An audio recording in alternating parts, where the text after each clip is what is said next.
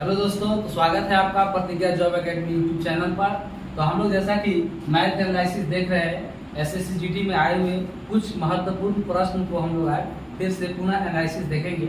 आज का पहला क्वेश्चन है कि किसी बेलनाकार वस्तु के वक्र सतह का क्षेत्रफल 1760 सेंटीमीटर स्क्वायर है। जिस देखिए यही बेलनाकार है और इसका वक्र पृष्ठ का क्षेत्रफल मतलब CA से, दैट मीन्स पार्श्व पृष्ठ का क्षेत्रफल के बारे में बात कर रहा है।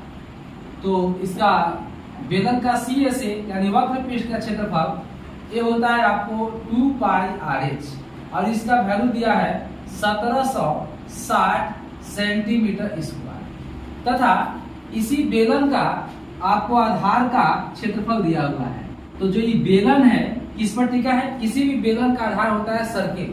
तो ये बेलन जो है आपका सर्किल पर टिका है और इसका आधार का क्षेत्रफल एरिया ऑफ बेस दिया हुआ है 2 पाई R और इसका वैल्यू आपको है 88 सेंटीमीटर। कितना दिया हुआ है? 88 सेंटीमीटर। तो हमसे पूछा है कि इस बेलन का आयतन बताइए। तो हम लोग जानते हैं कि बेलन का आयतन होता है होता है पाई R स्क्वायर H। हमारे पास दो चीज दिया हुआ है, एक CA से दिया हुआ है और एक आधार का क्षेत्रफल दिया हुआ है और हमको इसका आयतन निकालना है। तो आयतन हम तभी निकाल पाएंगे जब हमारे पास रेडियस मिल जाएगा और हमको इसका हाइट मिल जाएगा। तो रेडियस और हाइट निकालने के लिए हम लोग इसका यूज करेंगे और समीकरण 1 में समीकरण 2 से डिवाइड करेंगे तो वी गेट हम पाएंगे। जब दोनों को जैसे डिवाइड करिएगा तो 2 pi RH upon 2 pi R is equal to 1760 divided by 88। मतलब LHS में LHS में भाग जाएगा और RHS से RHS में भाग जाएगा। कैंसिल आउट करेंगे तो 2 पाई R से 2 पाई R कैंसिल हो जाएगा और 88 से काटेंगे तो 20 बार में कैंसिल हो जाएगा। यहाँ से H इक्वल टू हो जाएगा 20। अब H का मान यहाँ से 20 निकल गया और समीकरण 2 का यूज करके हम लोग यहाँ से R निकाल सकते हैं। पाई के मान हम लोग जानते हैं कि 22/7 होता है। तो 2 इंटू पाई के मान 22/7 into R is equal to 88। Cancel करेंगे तो 22 दूना 44, 44 से जो काटिएगा 2 टाइम्स में डिविजिबल हो जाएगा। यहाँ से R इक्वल टू निकल जाएगा 7 दूनी के 14। इस R का मान और इस H का मान हम यहाँ पर बैठा देंगे, हमको आंसर मिल जाएगा। तो पाई के मान होता है 22/7, R हमारा आया है 14 सेंटीमीटर, R स्क्वायर है तो 14 गुने 14 और H हमारा है कितना? 20 सेंटीमीटर। यहाँ पर हम 20 पुट कर देंगे। 7 से कैंसिल कीजिए, 7 2 जा होगा आपका 14 और इसको हम लोग मल्टीप्लाई करेंगे।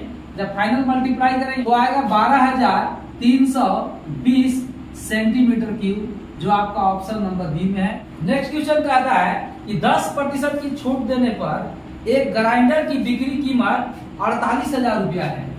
10% छूट देने पर एक ग्राइंडर की कीमत 10% छूट देने पर एक ग्राइंडर की कीमत 48,000 रुपया है।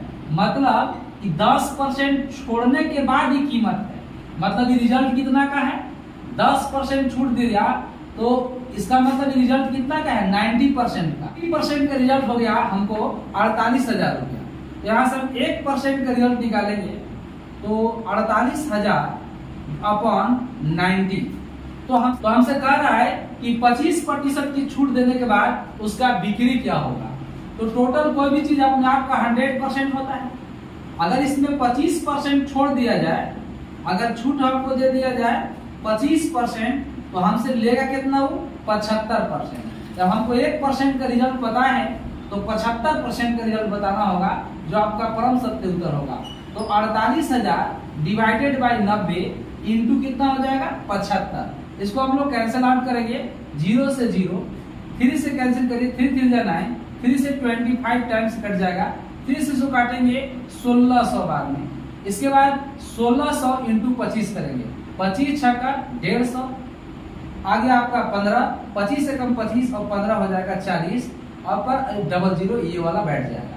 यानी यहाँ से आंसर होगा 40,000 रुपया, जो ऑप्शन नंबर सी में दिख रहा है। इसका आंसर सी। नेक्स्ट क्वेश्चन कहता है कि निम्नलिखित में से कौन सा पूर्ण घन है? पूर्ण घन का मतलब होता है परफेक्ट क्यूब। परफेक्ट क्यूब मतलब परफेक्ट क्यूब उसी का निकलता है जो पहले से ही किसी संख्या को 3 बार गुना करने से आया होता है। तो इसमें हम देख रहे हैं कि जो 8000 है, इसमें 8 को हम तोड़ सकते हैं 2 गुने 2 गुने 2 में, और इसको हम तोड़ सकते हैं 10 गुने 10 गुने 10। तो क्यूब में हम लोग जानते हैं कि 3 का पेयर लगता है, जोड़ा लगता है, तो इस 3 के बदले एगो 2 आएगा, और 10 जो 3 टाइम्स रिपीट किया उसके बदले एगो 10 आएगा। तो इसका हम लोग निकालेंगे तो घनमूल आपका कितना हो जाएगा, 20 हो जाएगा।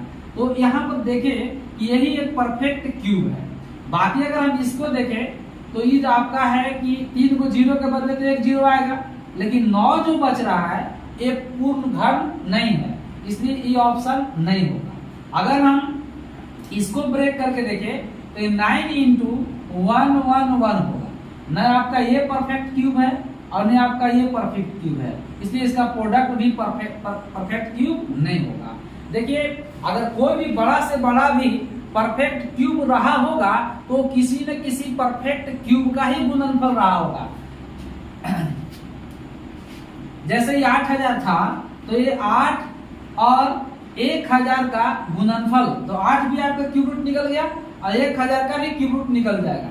अब इसी प्रकार से इसको हम चेक करेंगे तो ये किसी का भी परफेक्ट क्यूब नहीं है। और ऐसे आप इसको एलसीएम मेथड से भी लगाकर आप 3 का पेयर लगाइएगा तो ये आपका परफेक्ट क्यूब नहीं है। ये इसमें सिर्फ एक ही है 8000 जिसका परफेक्ट क्यूब हो सकता है। नेक्स्ट क्वेश्चन कहता है कि एक मालगाड़ी के द्वारा स्टेशन पार करने के 4 घंटे बाद उसका पीछा करते हुए एक और रेलगाड़ी ने 65 किलोमीटर पर आवर की गति से यात्रा करते हुए, देखिए ये स्टेशन है और एक मालगाड़ी है। इस मालगाड़ी को 4 घंटा जाने के बाद, मतलब ये मालगाड़ी 4 घंटा चला, तो अभी मालगाड़ी 4 घंटा में समझ जाइए कि यहाँ पर आए।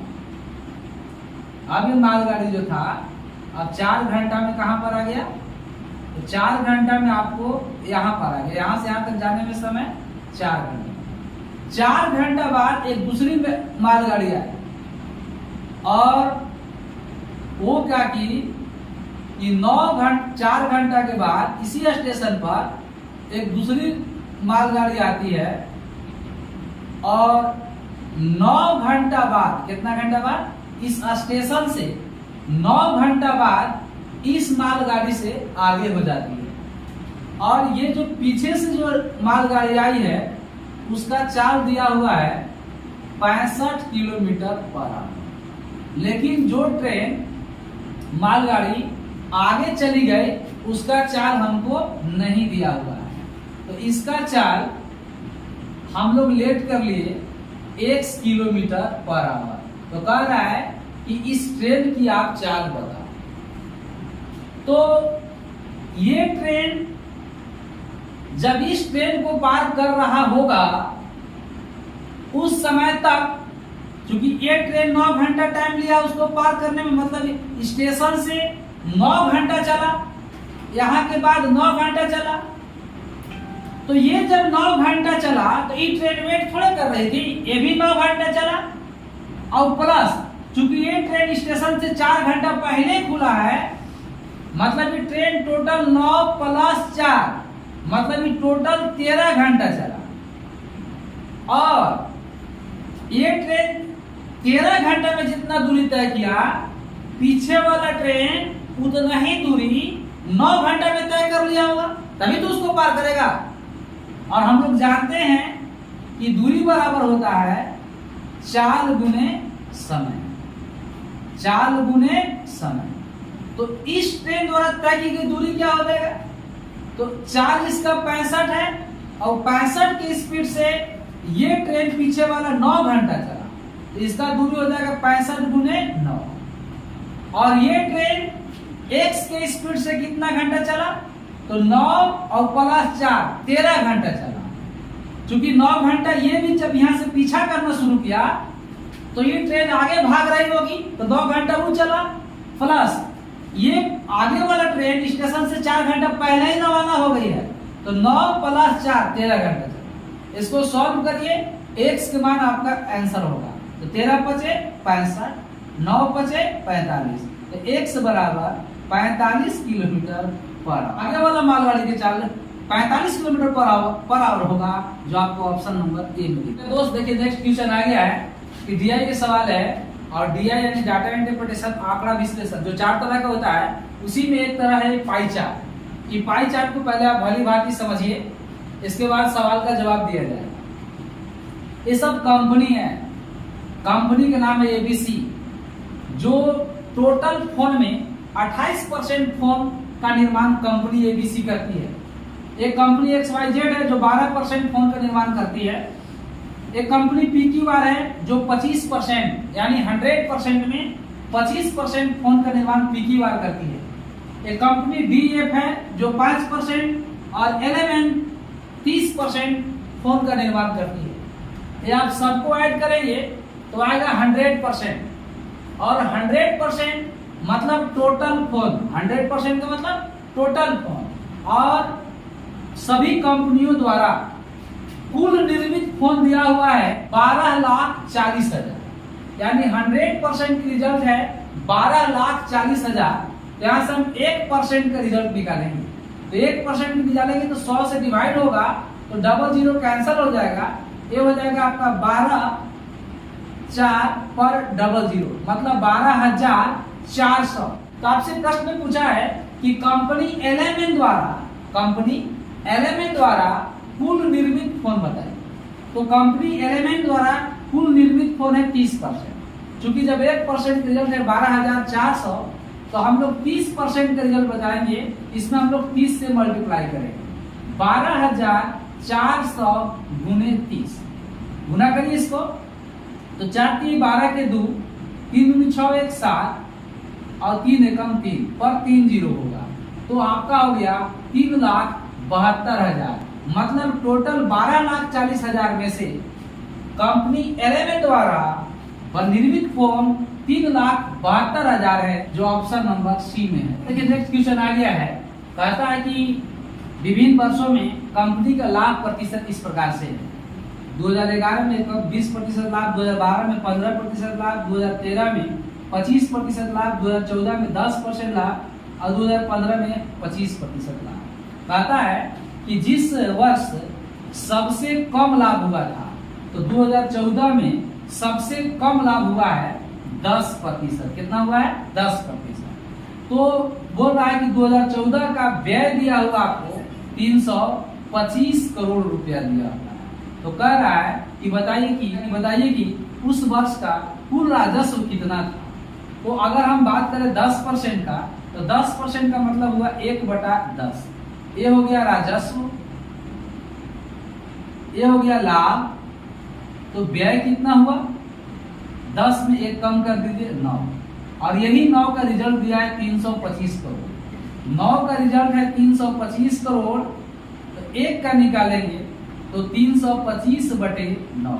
तो हमसे पूछा है कि कुल राजस्व बताइए, मतलब हमको 10 का रिजल्ट चाहिए। इसमें हम 10 से मल्टीप्लाई करेंगे तो 325/9 × 10, इसको कैलकुलेट करेंगे तो आएगा 361.1 करोड़, जो आपका ऑप्शन नंबर बी में। दोस्तों तो आज के लिए मैथ एनालिसिस में इतना ही। अगर आपको हमारा वीडियो पसंद आया होगा तो प्लीज लाइक, सब्सक्राइब और शेयर कीजिए, और हाँ, बेल आइकन भी दबा के रखिए ताकि डेली के वीडियो के नोटिफिकेशन सबसे पहले आप तक पहुंचे।